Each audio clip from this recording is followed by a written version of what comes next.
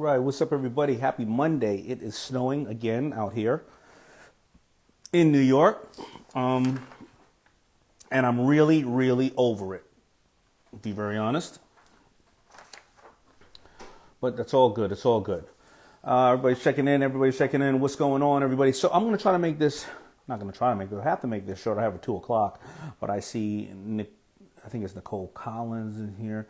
The sales, somebody, DJ K Beats is in the house. All right. Somebody said, am I in the backwoods? Oh, yeah, I'm in the backwoods. Somebody asked me, am I still beekeeping? Oh, yeah, I'm still beekeeping. I like that. Oh, everybody, greetings from South Africa. What's up? I see Top Hat Biz, DJ What? The Sandal Studios, I think, said, what's up? Watch Ma the Throne, I guess. Mr. Wonderful. Not Mr. Wonderful, I'm Mr. Wonderful. It's another Mr. Wonderful, probably more wonderful than our wonderful. Nikki from Pittsburgh's in the house. Hola from India. All right, Durham, North Carolina's in the house. And Tanzania. Woo, I love it.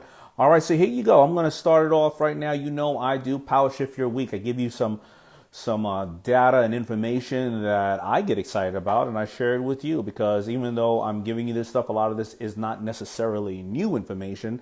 Sometimes I'm reminding you of what got you here, or sometimes I'm just bringing something a little bit more to the light. All right, so I'm going to give it this stat right now. According to a study conducted by global market research firm Forrester, potential customers who chat with a brand convert 3 times more often and have a 10 to 15% higher average cart value than those who do not talk to a brand. All right, how can you use that? Well, always put yourself, before you use it in your best interest, always put yourself on the other side of the stat or the data. How many of you have been in a store and somebody seems like they have genuine interest in you? They're not, hey, what do you want to buy? Hey, what do you want to buy?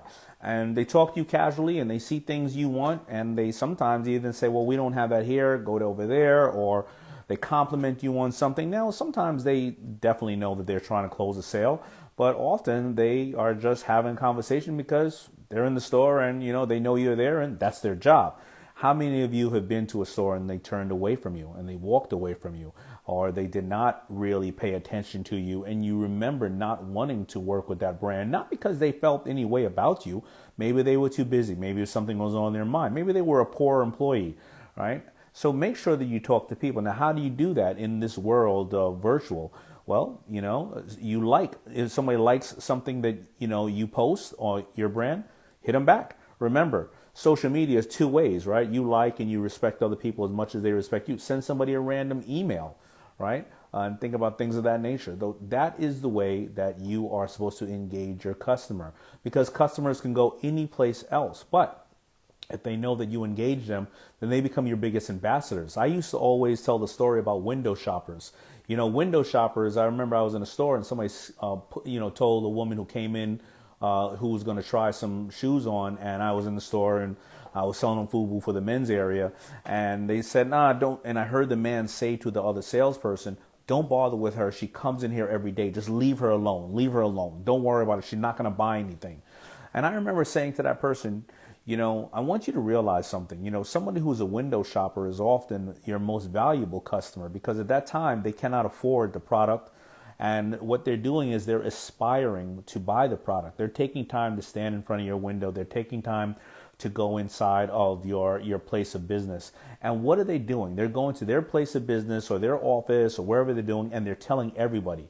They're saying, when I get some money, the day I get some money, or when I'm ready to get in shape, or when I'm ready, whatever the reason is, maybe they can afford it, but they're not technically ready to get it. When I move into that apartment, when I have my own cooking set where I can cook my own stuff, I'm going to this place. But before they tell you do that, they also say other people go, well, where should I get this? Oh, you should go down on 3rd Avenue, or you should go to this Instagram site, or you should go to this website. They love to tell everybody about what they're doing and help you. And they become your biggest ambassadors. Most of the time, you are trying to pay for people to do that. This is extremely important. I see so many people who want to have 1 million followers, 10 million followers. If you have 10,000 followers that love what you're doing and are talking every single day, 1 million followers cannot hold a candle to those type of people, and they are window shopping. So that means converse with your people. Remember, what is social media? Well, my buddy Gary Vee always says you got to give, right, left, right hook. Why? You are giving information. People are taking that information you're giving. They're going out telling other people, and guess what? They're telling other people, or they're not telling other people, where the source came from. And who's that source? You. So that is extremely important. I want you all to just remember that about engagement. We are human beings. We want to feel special. Remember, Mary Kay said everybody's walking around in life with a big invisible sign saying, please make me feel important. All right. Somebody said it right on time. Said, ping some people and bring all your friends. No doubt. Let's see what we got. In the house, we got, oh, wait a minute. We got somebody here, go live with Cheryl. I think it's Cheryl Panics. Excuse me, I have dyslexia. Let me see here. How you doing? I'm chilling. How are Well, I'm you? in Texas. I'm going to my New York roots on that one, sweetheart. But been a week with hell in Texas, okay? How are you doing out there? You know, I'm from New York, and people don't understand that Texas is not those big places. And when something like that happens, it is catastrophe because they freak out. Yeah. People run and think, oh, we need to buy everything up. I mean, there's nothing. I mean, there's some people, my son and his wife are still without water, but thank God we good. Did it start to warm up yet at all? It's 65 degrees. I'm in a tank top. It's like, it's good. Texas. No, but I was talking to a couple of buddies of mine who happened to be, listen, I was talking to people who don't have a lot of resources, who were screwed up. And I was talking to people who have some of the most amazing billionaires out there. And they were like, doesn't matter. I was like, well, why didn't you get on your plane and get out of there? They were like, there's no power. I can't get to the plane. And by the way, I got to go get a bucket to empty my basement because it is flooding. So as somebody who's a New Yorker, we didn't understand. We generally don't understand what is going on over there. And then somebody said, well, the last time it happened, it only happened for a day. This time it happened for a week. Yes. And a lot of the houses, which is funny, sir, were not made for this weather. So thousands of houses, even near me. I mean, and I was just driving to go run an errand. And I mean, even the nice houses, like you said, just busted out of the ceilings, water flowing. I mean, that's where the bad happened. And now the governor's going to open up plumbers from other areas to come here. That's how bad it is. Yeah, and I saw on the news how you have the East Coast grid, you have the West Coast grid, and Texas has their own, and you cannot legally share grids with any other state, which is good and bad. And then you have to start switching around the power from your grid to somebody else's grid to somebody else's grid, so you don't even know. So God bless that you are okay, and God look over all those that are in trouble. What's going on out there? What else can you talk? Let's talk about something about you and that other people can learn from, because I know we're all stuck to the TV watching the unfold about Texas. Huge fan. Texas is great. I mean, listen, it's a big state and we'll be fine. The thing people didn't see is everyone was helping everybody. I mean, I've had feeding. It doesn't matter if you got it and someone doesn't. We're all here to help each other. That, of course, didn't make it out there, but we're good and we're moving along. So thank you for that. As a fellow New Yorker, we're not, I didn't want to use that word. We're not wussies. There we go. It's just, there's nothing down here prepared for what they're doing. Let's put it that way. I got that. No. Okay. You're amazing. First of all, huge fan. I love what you just said about Mary Kay. Yes. And I think that people have forgotten what service is, helping others, like really helping others. Like I'm going to use shoes as an example. Do you remember getting your shoes put on your feet by someone and they would try them on? I mean, that's how I sold shoes through college. That's how I paid for college. I sold men's shoes. But You put it on, you tie it, doesn't that feel good? Walk around. Alan Edmonds, 360. They come out with the big shoehorn if you need for men. Thank you. But that is dead. Everything is, there's your box. Go get it. Goodbye. But we shouldn't run our businesses like that. We should be the old school ones. Taking care of people. I think I saw it. I think I saw it on maybe the Chappelle Show or Stupid Show. They were recognizing one of the greatest creators in the world, and it was somebody who pulled up at when we probably grew up, and they were waiting for their gas to get pumped, and they went over to the guy. So you gonna pump my gas? And he said, "Pump your own goddamn gas." Do you remember the days that there was no self-service? You weren't out there, especially now, getting out of your car, wondering how many COVID hands has touched the pump. And now you can rarely fit somebody to pump your gas. Unless you have my mom as your mom. Then you pumping her gas because she don't pump yeah, that's true. Old school New York Italian. That woman does not put the gas in. So I think in one sentence or two, you brought up something of so much value. The way that everybody else is not doing this, not doing that. If you are doing that for somebody, they're gonna actually look at somebody's gonna look at you strange. Yo, why are you putting my shoes on? What's wrong with you?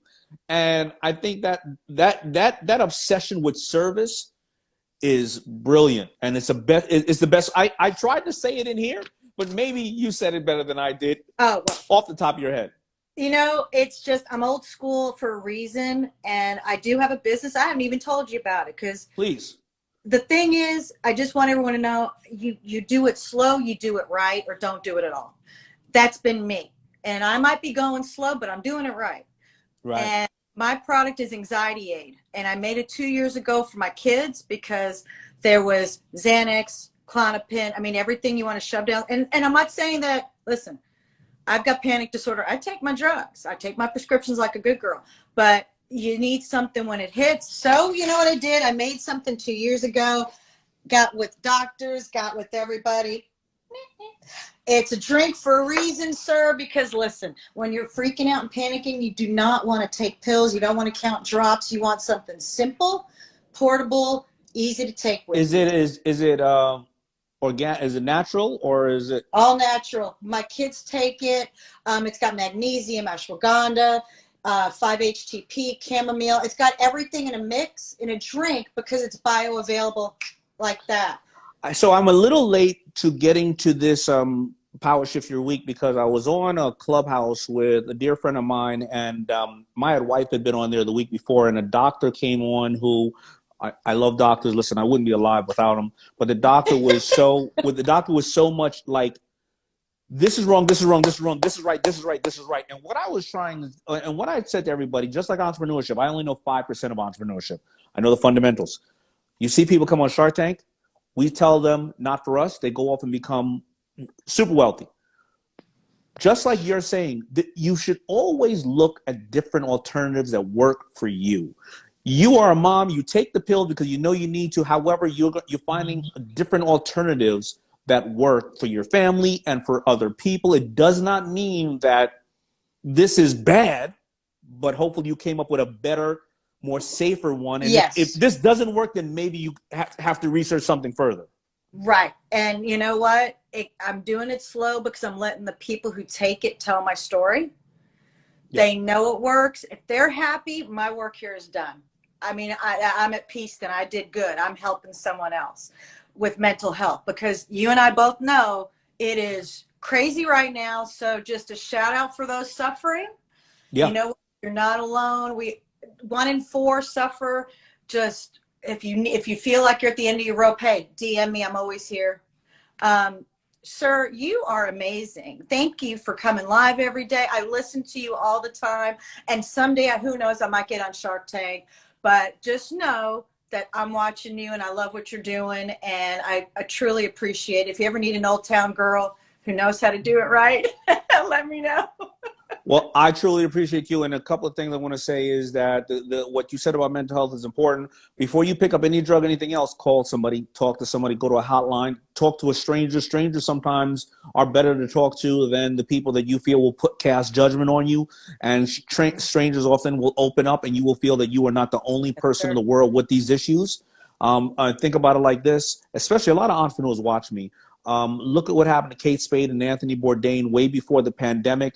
These people you would perceive them as absolutely flawless, who are having a great time, but they're still human. And I want you to put up your bottle again, please. I need to know the name again. Where do people get it? I love you, baby. And it's anxiety. It's anxiety because it's backwards on here because we're looking at Instagram. Oh, yeah. So anxiety aid, and where do they get it? Actually, my website, anxietyaid.com, Amazon, Etsy. The best price is on my website, obviously. We also have a panic aid for panic attacks and PM to help you sleep. All are the natural ones. Read the reviews. Don't listen to anybody when it comes to your mental health, just like he said. I also do a podcast for mental health only, not about selling my product. Just making others feel good about where they are, whether they're bipolar, schizophrenic. It doesn't matter. We're all crazy. No one's normal. That's right. So thank you for what you're doing. And you already have taken away a little bit of my anxiety just by, hearing how, even though you're going through what's going on in Texas, even though you have your product, you didn't really pitch it. You and I are talking about how you go back to learning some of the fundamentals of business, over servicing who loves you and making them feel loved, and then mental health and everything else. So you are absolutely amazing. All the best to you. Send you some, darling. Absolutely. You know what? DM. Let me see how I can give you my DM. You know what? My team will reach out to you, and absolutely. But no, don't send me anything. I'm gonna buy it.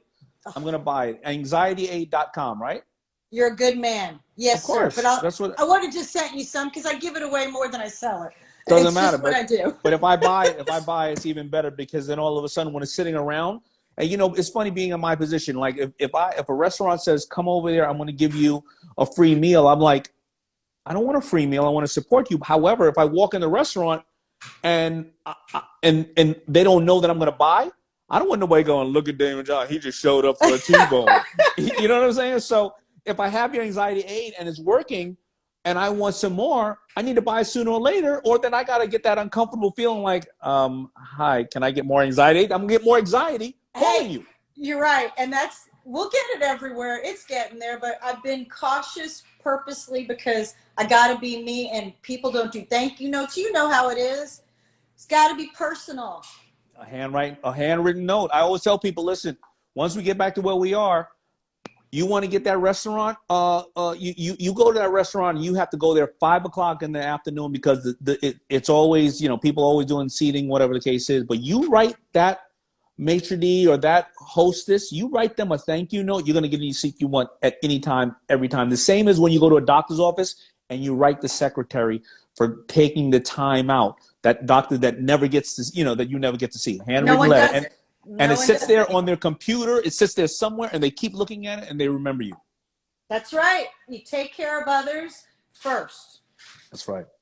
Thank Service. you. You're the Thank boss. you. It's been a joy. Take care, honey. All right. Love you. Bye. Thank you. Bye.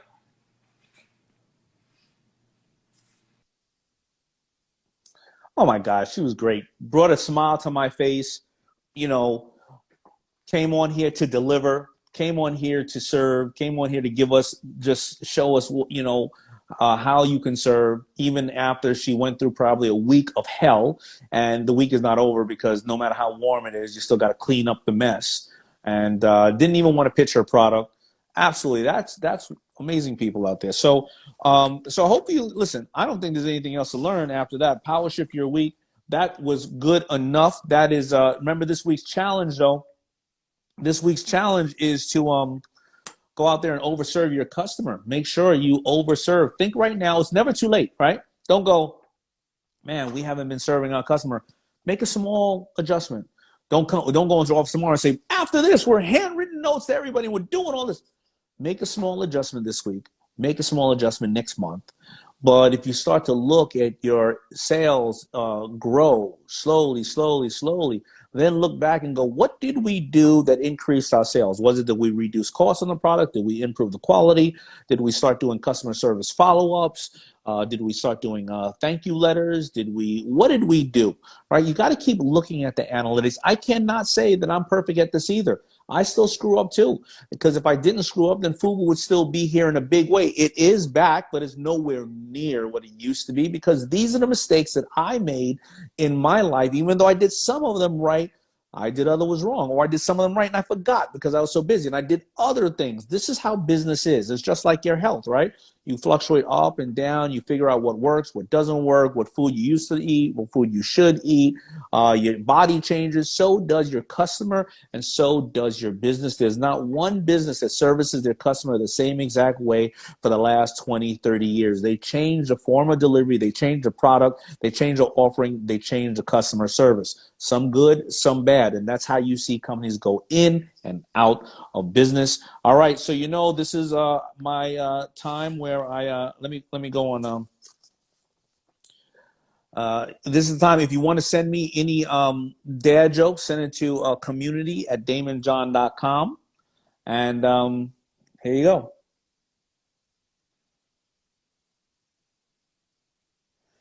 I used to be addicted to the hokey pokey. Then I turned myself around.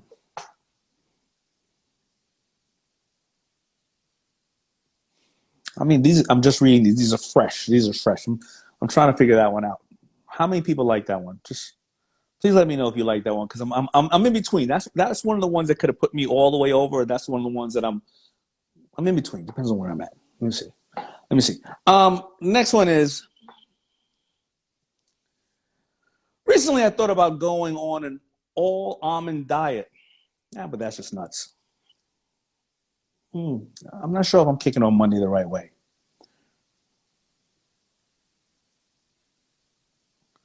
This one is about Barbara Corcoran. What sound does a witch's car make? Broom, broom. I'm done. I think I like that one. I'm gonna use that one on Shark Tank against her. Get it? What sound does a witch's car make? Broom, broom. That's how you gotta do the broom. That's the best part of it. If you want to really enjoy it, you gotta do the broom like that. Broom, broom. No. All right, everybody. Later. Love you.